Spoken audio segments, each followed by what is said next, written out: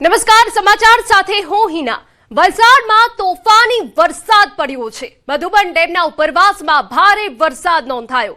સતત વરસાદથી ડેમમાં પાણીની આવકમાં વધારો થયો। મધુબન ડેમમાં 1,30,000 ક્યુસેક પાણીની આવક થઈ છે। મધુબન ડેમના 6 દરવાજા 4 મીટર ખોલાયા। ડેમમાંથી 1,25,000 ક્યુસેક પાણી દમણગંગા નદીમાં છોડાયું। ડેમમાંથી પાણી છોડાતા દમણગંગા નદી બે કાંઠે વાપી નજીક આવેલો દમણગંગા નદીનો વિયર ઓવરફ્લો। નદી કિનારા વિસ્તારના લોકોને કિનારાથી દૂર રહેવા સૂચના અપાઈ। હજુ જિલ્લામાં ભારેથી અતિભારે વરસાદ પડી શકે છે।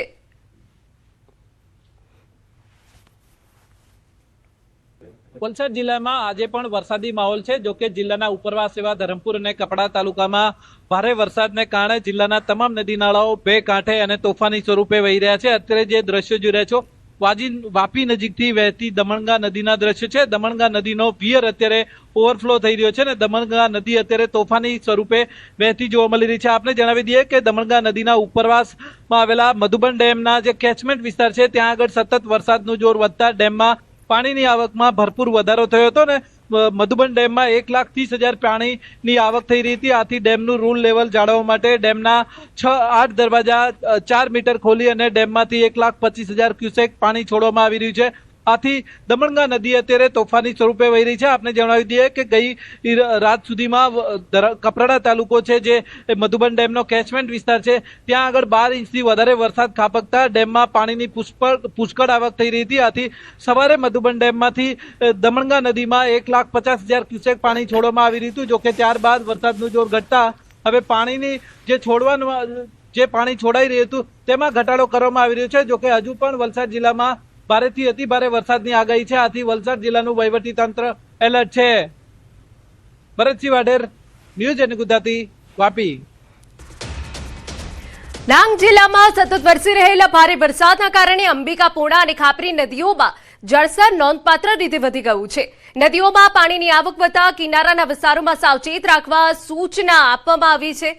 વહીવટી તંત્ર પરિસ્થિતિ પર સતત નજર રાખી રહ્યું છે અને નદી કાંઠાના લોકોને સતર્ક રહેવા અપીલ કરવામાં આવી છે।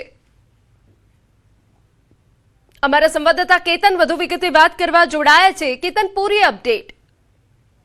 જી ચોક્કસથી વાત કરો તો ડાંગ જિલ્લો એક ગુજરાતનું ચેરાપુંજી સમાન છે। ડાંગ જિલ્લાનો સૌથી વધુ વરસાદ પડતો છે। જે રીતે ગત રોજ વરસાદ પણ આજે વહેલી સવારે પણ સાપુતારા, આહવા વગેરે અને સુબીરની અંદર વરસાદ જોવા મળ્યો છે। જે અંતર્ગત જે જિલ્લાની મુખ્ય 4 નદીઓ છે પૂર્ણા, અંબિકા, ખાપરી અને ગીરા નદીઓમાં પૂરની સ્થિતિ છે। સાથે સાથે વાત કરવામાં આવે તો ડાંગ જિલ્લાના 30 જેટલા માર્ગોના લો લેવલ કોઝવે પર પાણી ફરી વળતા લોકોને વૈકલ્પિક માર્ગનો ઉપયોગ કરવા માટે પણ અનુરોધ કરાયો છે અને કલેક્ટર દ્વારા સૂચના આપવામાં આવી છે। માર્ગ મકાનના અધિકારીઓ દ્વારા સૂચના આપવામાં આવી છે કે કામ વગર ઘરથી બહાર નહીં નીકળશો। વધુ વરસાદની હાલ પણ હજી શક્યતાઓ વર્તાઈ રહી છે। જે અંતર્ગત ખાસ કરીને પ્રવાસીઓને પણ સૂચના સાવચેત કરવામાં આવ્યા છે કે ડાંગ જિલ્લામાં આવો તો કોઈ પણ જગ્યા પર વાહન પાર્ક કરશો નહીં। ક્યાંક લેન્ડસ્લાઇડ એટલે કે જમીન ધસી પડવાના પણ કિસ્સાઓ સામે આવવા પામ્યા છે। જી બિલકુલ, આભાર તમામ વિગતો બદલ। તો હજુ ભારે વરસાદ ડાંગમાં પડી શકે છે, પરંતુ એ પહેલાના દ્રશ્યો છે કે અંબિકા, પૂર્ણા અને ખાપરી નદી હાલ બે કાંઠે વહેતી થઈ છે। વડોદરાના ઉપરવાસમાં વરસાદ, ચાંદોદમાં નર્મદા નદીમાં નવા નીરની આવક થઈ। ઓરસંગના નવા નીર મિશ્ર થાય। સિઝનમાં પ્રથમ વખત ઓરસંગ નદીનું પાણી નર્મદામાં આવ્યું। ઉપરવાસમાં વરસાદે લઈને ઓરસંગ નદી ગાંડીતુર બની છે। સંખેડાની ઈચ્છ નદીના જળ નર્મદામાં આવ્યા। નર્મદા નદીનું સ્વરૂપ જોઈ શ્રદ્ધાળુઓમાં ખુશીની લહેર વ્યાપી છે। ચાંદોદ ખાતે રોજિંદાપણે હજારોની સંખ્યામાં આવે છે શ્રદ્ધાળુઓ। તો ઓરસંગના નવા નીર મિશ્ર થાય છે। આ એ તસવીરો અમે આપને બતાવી રહ્યા છે। પરંતુ નર્મદા નદીમાં જે નવા નીર આવ્યા છે, જે બે કાંઠે વહેતી થઈ છે, તેને લઈને ત્યાં હાજર શ્રદ્ધાળુઓમાં ખુશીનો માહોલ જોવા મળી રહ્યો છે। ચાંદોદના આપને આ દ્રશ્યો બતાવી રહ્યા છે કે જ્યાં ભરપૂર માત્રામાં પાણીની આવક જોવા મળી રહી છે અને આપને જણાવી દઈએ કે નર્મદા નદીનું આ સ્વરૂપ જોઈને શ્રદ્ધાળુઓમાં ખુશીની લહેર વ્યાપી ગઈ છે। ઉપરવાસમાં વરસાદ થયો છે, જેના કારણે નર્મદા નદીમાં નવા નીરની આવક થઈ છે અને આ નીરમાં ઓરસંગના નવા નીર મિશ્ર થાય છે। સુરતથી સમાચાર। પોદ્દાર માર્કેટની 250 થી વધુ દુકાનો પાણીમાં ગરકાવ છે, જેની તસવીરો અમે આપને બતાવી રહ્યા છે। 24 કલાક બાદ પણ પાણી નહીં ઉતરતા વેપારીઓ પરેશાન। વેપારીઓને 200 કરોડથી વધુનું નુકસાનની આશંકા છે। પાલિકા સામે વેપારીઓનો આક્રોશ ફાટી ગયો છે। મદદ ન મળ્યાનો આક્ષેપ લગાવવામાં આવ્યો છે। વેપારીઓને મેયરે પણ ઉડાવ જવાબ આપ્યો, અમે વ્યસ્ત છીએ, સમય મળશે ત્યારે આવીશું। મેયરના નિવેદનથી વેપારીઓમાં ભારે રોષ વ્યાપી ગયું છે। તો 250 થી વધુ દુકાનો જે પાણીમાં ગરકાવ છે, આપને એ કોમ્પ્લેક્સની તસવીરો બતાવી રહ્યા છે કે જે અડધું પાણીમાં ગરકાવ થઈ ગયું છે। અમારા સંવાદદાતા કીર્તેશ વધુ વિગતે વાત કરવા જોડાયા છે। કીર્તેશ, 250 થી વધુ દુકાનો પાણીમાં ગરકાવ છે, કરોડોનું નુકસાન છે અને મેયરનો એક તરફ ઉડાવ જવાબ છે। બિલકુલ, સુરતમાં 70% શહેર પાણીમાં ગરકાવ છે। પાણીનો નિકાલ થાય તેવી કોઈ સ્થિતિ નથી અને સુરત ગ્રામ્યમાં જે વરસાદ પડ્યો છે જેને લઈને સુરતના મધ્યમાંથી પસાર થતી ખાડીઓ, જે મેયર અને સત્તાધીશો અને અધિકારીઓએ કીધું હતું કે આ વર્ષે ખાડી પૂર નહીં આવે, તે સિઝનના પહેલા જ વરસાદમાં ખાડીઓમાં પૂર આવી ગયા છે, જેને લઈને સુરતનો મગો વિસ્તાર હોય, સનિયા અહેમદ હોય, કુંભારિયા હોય, ડિડોલી વિસ્તાર હોય કે લિંબાયત વિસ્તાર હોય, તમામ અસરગ્રસ્ત છે। ત્યારે 250 દુકાનમાં જે રીતે પાણી ભરાયા છે, સૌથી મોટું મોબાઈલનું હબ કહેવાય અને આ દુકાનોમાં કરોડો રૂપિયાના મોબાઈલો પાણીમાં પડીને બગડી ગયા છે। ત્યારે મેયરનો આ રીતનો જવાબ કેટલા છે યોગ્ય ગણાય એ તો મેયર જ જાણે, પણ કહી શકાય અધિકારીઓ કે સત્તાધીશો તમામ લોકો મેજબાની કરવામાં લાગ્યા છે। તેમના માટે તો આ આફત જાણે ઉત્સવમાં ફેરવાઈ ગયું હોય તેવું લાગી રહ્યું છે। બિલકુલ કીર્તેશ, આપની પાસેથી જાણવું છે, હાલ આપ પોદાર માર્કેટની શું સ્થિતિ જોઈ રહ્યા છો, શું હાલત છે ત્યાં હાલ? બિલકુલ, જે પ્રકારે આ પોદાર માર્કેટમાં 250 કરતા વધુ દુકાનોમાં પાણી ભરાયું છે, બેઝમેન્ટમાં દુકાનો આવેલી છે અને જે રીતે અત્યારે તે વિસ્તારમાં પાણી કાઢવાની કામગીરી ચાલી રહી છે, ત્યારે જે પંપ મૂકવામાં આવ્યા છે તે પંપથી કદાચ 3 દિવસે બી અહીંયાથી પાણી નીકળી શકે નહીં તેવી સ્થિતિ દેખાઈ રહી છે। કારણ કે એક નથી અને એક દુકાનમાં 1,30,000 કરતા વધુ મોબાઈલોનો સ્ટોક જ્યારે હોય છે, ત્યારે સૌથી મોટા માર્કેટનું મોબાઈલનું જે માર્કેટ છે ત્યાં આગળ પાણી ભરાતા ચોક્કસ કરોડો રૂપિયાનું નુકસાન છે અને અત્યારે પણ કહી શકાય આ વિસ્તારમાં પાણીનું લેવલ ઉતર્યું નથી અને જે પ્રકારે અત્યારે પંપો મૂકી પાણી કાઢવામાં આવી રહ્યું છે, મહાનગરપાલિકા દ્વારા કોઈ પણ જાતની મદદ કરવામાં નથી આવતી, તેને લઈને વેપારીઓમાં આક્રોશ છે। આ ક્યાં બિલકુલ, આભાર સમગ્ર વિગત બદલ। તો પાલિકા અને વેપારીઓનો આક્રોશ ફાટ્યો છે। આખું જે બેઝમેન્ટ છે તે પાણીમાં ગરકાવ છે, તેમાં અનેક દુકાનો આવી છે અને કરોડોનું નુકસાન થયાની આશંકા છે।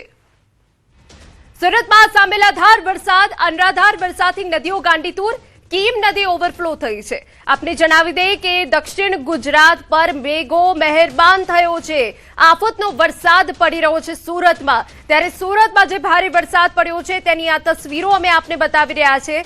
અનરાધાર વરસાદથી નદીઓ ગાંડીતુર બની છે, કીમ નદી ઓવરફ્લો થઈ ગઈ છે। કીમ નદી ઓવરફ્લો થવાના કારણે જે કાંઠા વિસ્તારો છે તેમને સતર્ક રહેવા માટે સૂચના આપી દેવામાં આવી છે। તો સુરતમાં સાંબેલાધાર વરસાદ, સુરતની જે સ્થાનિક નદીઓ છે તે ગાંડીતુર બની છે। આપને જણાવી દઈએ કે સુરતની 2 ખાડી પણ ઓવરફ્લો થઈ ગઈ છે, જેના કારણે પરિસ્થિતિ વધુ વિકટ બની છે।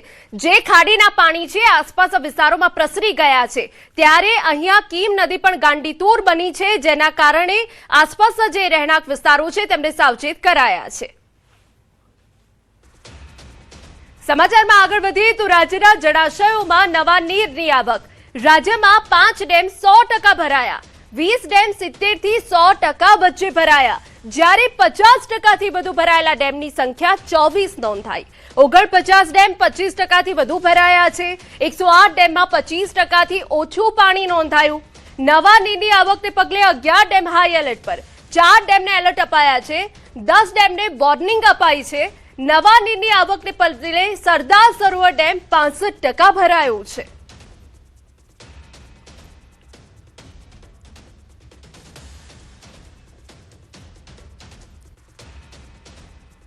સુરતમાં સતત ભારે વરસાદના કારણે અનેક વિસ્તારોમાં પૂર જેવી સ્થિતિ સર્જાઈ છે। નીચાણવાળા વિસ્તારો પાણીમાં ગરકાવ થતા હજારો લોકો મુશ્કેલીમાં મુકાયા છે।